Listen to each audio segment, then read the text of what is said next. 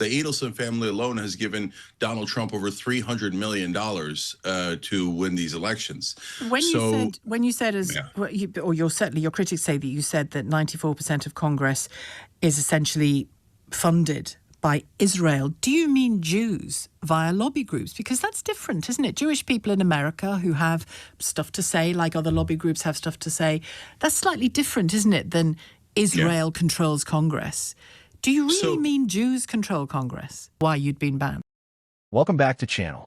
Today we are looking at a masterclass in how mainstream media anchors try to completely derail critiques of foreign policy and exactly how to shut it down. We're diving into a live LBC segment where host Shelagh Fogarty tries to pull a classic maneuver on Cenk Uygur, attempting to conflate explicit political criticism of the Israeli government with criticism of Jewish people as a whole. It's a tired rhetorical trap, but watch how Cenk spots it from a mile away and dismantles it. Let's roll the clip. Please don't forget to like, subscribe to the channel, and tell me where you are watching from in the comment section. I love to see how far these community goes.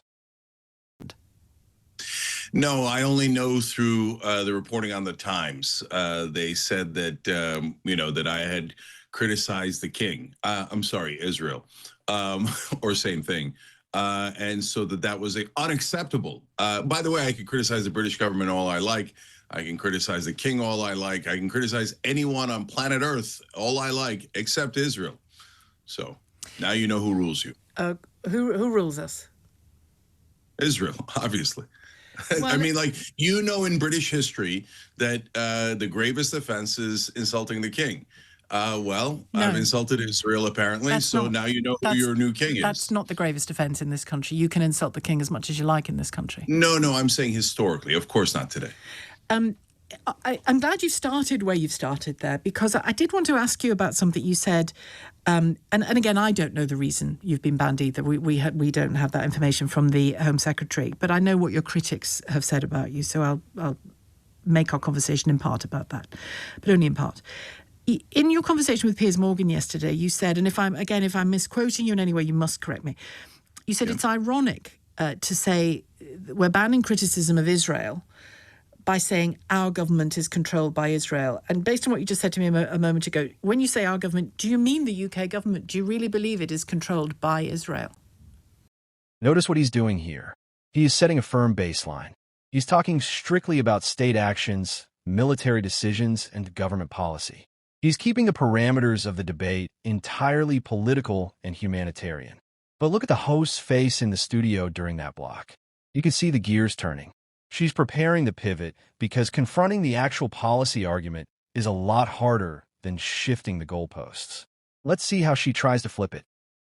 No, until they banned me, I didn't think that necessarily at all. I was saying about the American government, and the American government is indisputable. The Israeli lobby gives to 94% of Congress. They're the #1 lifetime donor to Joe Biden, to Donald Trump, to all of our leaders. And American media, now apparently the British government says you must ignore the evidence of your eyes and ears. It is our most essential command.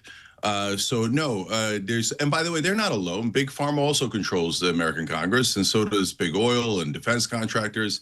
A lot of people don't know this because American media keeps it hidden from you, but America legalized bribery. That happened in Supreme Court decisions in 76, 78, and then, of course, famously in Citizens United. So people can just purchase our politicians. The Adelson family alone has given Donald Trump over $300 million to win these elections. Your critics say that you said that 94% of Congress is essentially funded by Israel. Do you mean Jews via lobby groups? Because that's different, isn't it? Jewish people in America who have stuff to say, like other lobby groups have stuff to say. That's slightly different, isn't it, than Israel controls Congress. Do you really mean Jews control Congress? Yeah, no. And there it is. Stop right there. Did you see the hand gestures? The immediate shift? The moment the critique of a government gets too uncomfortable, the anchor pivots to, but what about the broader implications for an entire identity group? This is a classic conflation tactic used to shield a government from accountability by making the criticism itself seem inherently bigoted. It is incredibly dishonest, and honestly, It's insulting to the millions of Jewish people worldwide and inside Israel who actively protest their own government's actions. But watch Cenk's reaction. He doesn't let her get away with it for even a second. Certainly, your critics say... Look, not at all, and I'll tell you why. Okay. Yeah, so I'll tell you why. So two reasons. Number one, as I explained to everyone, this isn't, this actually at the core of it has nothing to do with Israel. Israel's the tip of the iceberg. It's a symptom. The cause of the problem is the money in politics, corruption. Literally anyone can buy our politicians. If Britain wanted to, you could buy our politicians. So, and everyone has bought our politicians. They're the most deeply corrupt people on planet Earth. So all the Israeli lobby has done is figure out the same thing as the drug companies, et cetera. Hey, these guys are up for sale. And you'd actually be irrational if you weren't buying American politicians. Now, why is it not all Jews? Well, of course it's not all Jews. All Jews don't agree. That's a preposterous and I would say anti-Semitic thing to say. That is how you handle a bad faith framing. He completely rejects the premise of her question.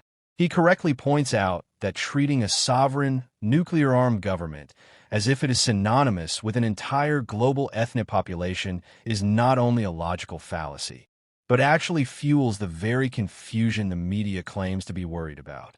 You cannot insulate a political leader or a military strategy from criticism by wrapping them in an entire religion.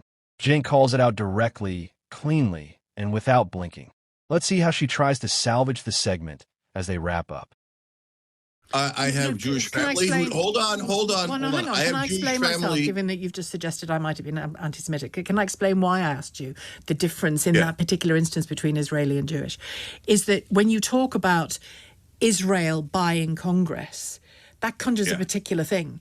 But if American Jews want to donate to AIPAC, want to donate and lobby politicians, that's perfectly acceptable. That's why I asked you that distinction. It's not because I'm anti-Semitic. She tried to double down at the end there, but the damage to her argument was already done. The takeaway here is simple. Whether you agree with Cenk Uygur's politics or not, his refusal to accept a flawed, manipulative premise is exactly how independent media needs to confront mainstream broadcast setups. If you allow the anchor to redefine your criticism of a government as hatred toward a people, you've lost the debate before it even starts. But what do you guys think? Did the host have a valid point about the cultural climate, or was Cenk entirely justified in shutting down the conflation? Let me know in the comments below. Don't forget to hit like, subscribe to the channel, and I'll catch you on the next reaction. Peace. Okay.